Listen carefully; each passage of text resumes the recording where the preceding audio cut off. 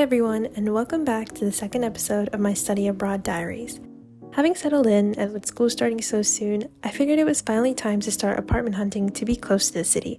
This was my first time using the metro trains, so I really took my time here looking outside and just romanticizing my commute.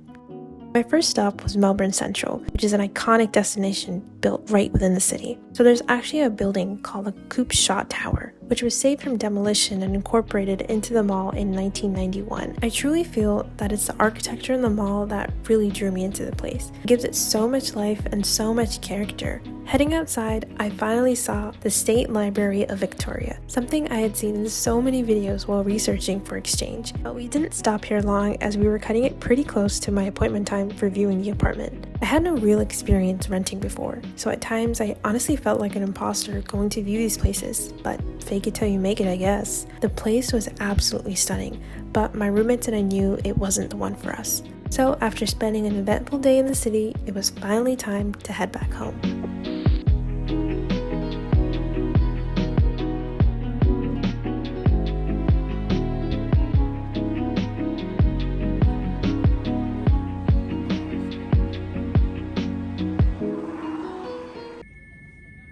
Another day on the train and I was heading to see a different apartment. This one was located near Southern Cross Station, and I just took a tram after that to get to the place. Looking back, it was really fun hopping on group calls to show my roommates around and just ask any questions that we might have together. Despite being on opposite sides of the world and in completely different time zones, we still made it work because deep down, we were just stressed.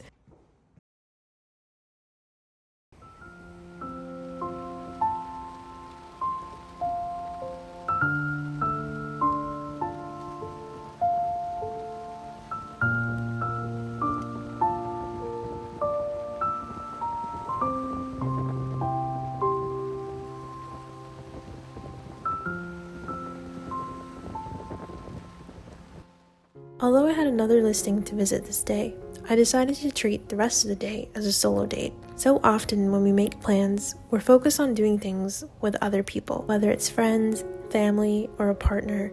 And while that's great, there's something really special about spending time with yourself and just enjoying your own company. When you spend time alone, you start to see things differently than before. You get to know yourself better, what makes you tick, what you enjoy, and how you navigate the world when it's just you. It's like discovering a hidden treasure that's been there all along. You learn to travel at your own pace, embrace the quiet moments, and really appreciate the value of your own company. And to do exactly that, I decided to visit the National Gallery of Victoria. Walking in, you're greeted by a multitude of art installations, from high-tech to traditional. There's something for everyone.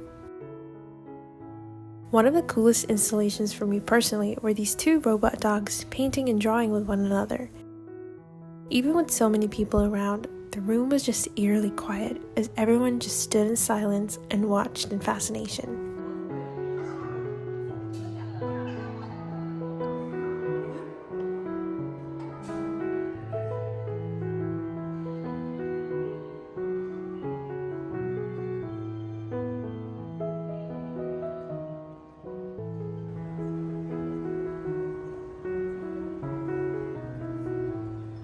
Then I headed upstairs, which had everything from sculptures and old paintings to international art pieces and artifacts. Each piece was probably crafted with such love and care, ultimately leading to this very moment where we all get to experience and admire them together. Now, normally I'm not a museum girly, but what I really liked about visiting was that I could take my time in each room. There was no need to rush or worry about anyone else's schedule. This next interactive exhibition was called My Mommy is Beautiful, where people were encouraged to write about what maternal love means to them, whether it's through their own lived experiences or their imagination. I wrote down something too, but at the time I didn't know what the exhibition was about. I don't think it was clearly visible or mentioned, so looking back, I don't think it matches the topic. So instead, I'm going to take this moment and attach my note to the video.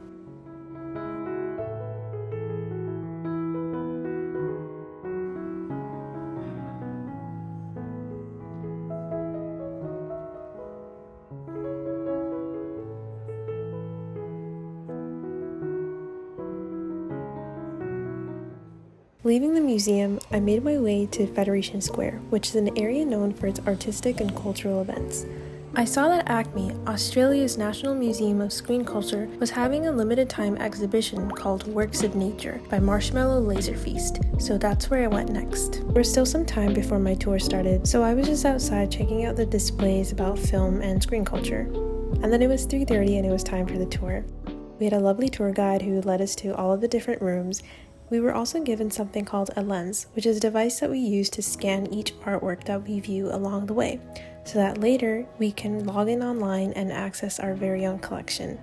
My phone camera definitely does not justify what I saw in person, but it was like stepping into another world entirely. Works of Nature was both an immersive and interactive experience, whether it was hearing the sounds around us to physically being able to interact with the artwork. We followed the journey of life from cells in nature, all the way to the universe consisting of stars, black holes, and galaxies. I've always been fascinated by space since I was a kid, so I was really glad I got to experience this. Right before the exit, you see this quote, "Now step out in the world and take your first breath." I believe it puts a whole new meaning surrounding the beauty of our world and how everything is always connected.